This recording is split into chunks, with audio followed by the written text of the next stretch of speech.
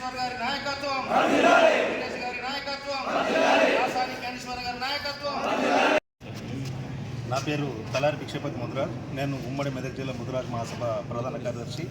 అసలు ఇక్కడికి వచ్చినటువంటి కలెక్టర్ గారికి ఈరోజు మెమోరాండం ఇవ్వాల్సినటువంటి అవసరం ఏమొచ్చిందంటే 100 సంవత్సరాల వివక్షకు గురవుతున్నటువంటి జాతి తెలంగాణ రాష్ట్రంలో ఉమ్మడి ఆంధ్రప్రదేశ్లో ఏదైనా ఉన్నట్లయితే అది ఓన్లీ ముదిరాజ్ జాతే.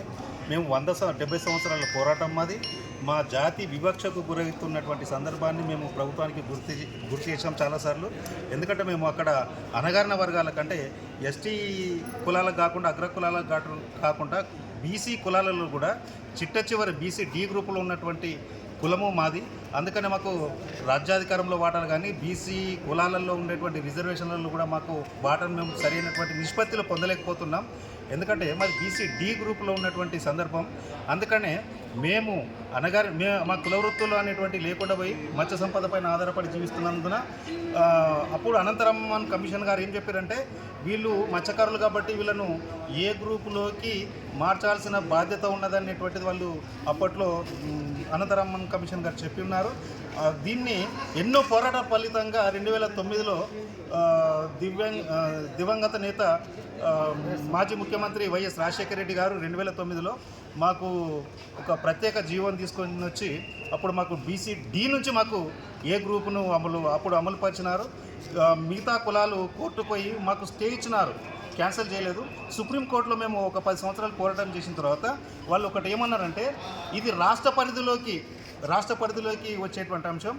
బీసీ కమిషన్ సమగ్ర సర్వే చేయించి ముదిరాజులు ఏ గ్రూపుకు వాళ్ళు ఖచ్చితంగా వాళ్ళు ఏ గ్రూపుకు సంబంధించినటువంటి వాళ్ళే కాకపోతే ఇది రాష్ట్ర ప్రభుత్వం పరిధిలో ఉంది కాబట్టి బీసీ కమిషన్ ప్రభుత్వానికి పంపి బీసీ కమిషన్ ద్వారా వీళ్ళని ఏ గ్రూపులో చేర్చే అంశాన్ని ప్రభుత్వం పరిశీలించి అమలు చేయాలని చెప్పారు వాళ్ళకు. మన రేవంత్ రెడ్డి గారి ప్రభుత్వానికి సీఎం గారికి కలెక్టర్ల ద్వారా ఇతర మాధ్యమాల ద్వారా మేము మన ముఖ్యమంత్రి గారికి ఈ అంశాన్ని చేరవేస్తున్నాం. రాష్ట్ర వ్యాప్తంగా ఉన్నటువంటి అన్ని జిల్లా కేంద్రాలలో కలెక్టర్ల గారికి ఈరోజు మేము ఈ మెమోరాండాన్ని ఇస్తున్నటువంటి సందర్భంలో మేము ఇక్కడ సమావేశం కలెక్టర్ గారికి ఇప్పుడే మా మెమోరాండం ఇచ్చేస్తున్నాం. నమస్కారం, అందరికీ నమస్కారం. నేను పుట్టిరాజు, మెదక్ జిల్లా తెలంగాణ రాష్ట్ర సమితికి సంబంధించినటువంటి మెదక్ జిల్లా శాఖకు జిల్లా అధ్యక్షునిగా వివరిస్తూ ఉన్నాను. ఇప్పుడు విషయం అంతా మీకు అందరికీ తెలుసు. మీ అందరికీ సభాపూర్వకంగా నమస్కారం తెలియజేస్తూ ఉన్నాను. ఎందుకంటే గతంలో తెలంగాణ రాష్ట్ర ఉద్యమం సమయంలో దాదాపుగా కీలక పాత్ర వహించారు, ఒక పెద్దన్న పాత్ర వహించారు అంటే కేవలం అది ముదిరాజులు మాత్రమే. ముదిరాజులతో అన్ని కులాలు వ్యవహరించాయి. అందులో ముదిరాజుల పాత్ర చాలా అమోఘం. ఎందుకంటే రాష్ట్ర జనాభాలో చాలా పెద్దన్న పాత్ర, చాలా అత్యధికంగా ఉన్నటువంటి జనాభా మాది ముదిరాజులు.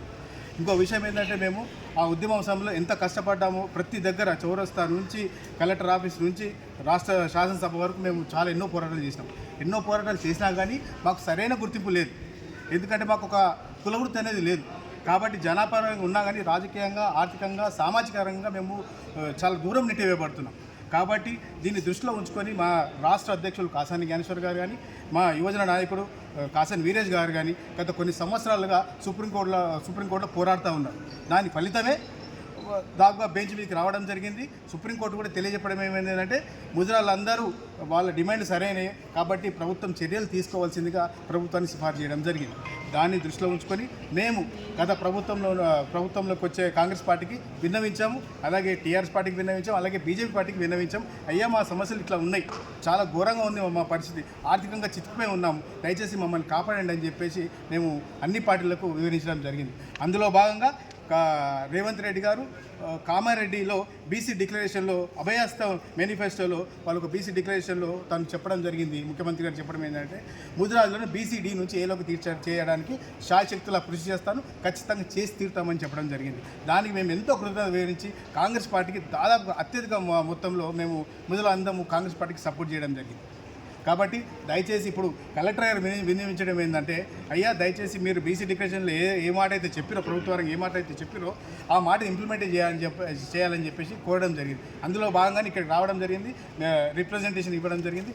నెక్స్ట్ కాసాని వీరేష్ గారు, కాసాని న్యాస్ గారి ఆధ్వర్యంలో రేవంత్ రెడ్డి గారి సీఎం గారి పర్మిషన్ కూడా తీసుకోవడం జరిగింది, ఆయన అపాయింట్మెంట్ కూడా తీసుకోవడం జరిగింది. పెద్ద ఎత్తున మేము కూడా ఆయనకు వివరించబోతున్నాం. కాబట్టి అసలు అందరికీ చెప్పేది ఏంటో ఉన్నారు. అదే బీసీడీ నుంచి ఏలకపోతే దాదాపు మా సమస్యలు చాలా వరకు పరిష్కారం అవుతాయి. అలాగే పైన ముద్రాజ్ కార్పొరేషన్ ఏర్పాటు చేయడం జరిగింది. దానివల్ల చాలామందికి ఉపయోగపడుతుంది. కాబట్టి దయచేసి ముఖ్యమంత్రి గారిని కోరేది ఏంటంటే ఆ కార్పొరేషన్లో కొన్ని నిధులతో కూడినటువంటి కార్పొరేషన్ ఏర్పాటు చేస్తే అది చాలామంది నిరుద్యోగులకు బాసటగా అవుతుంది.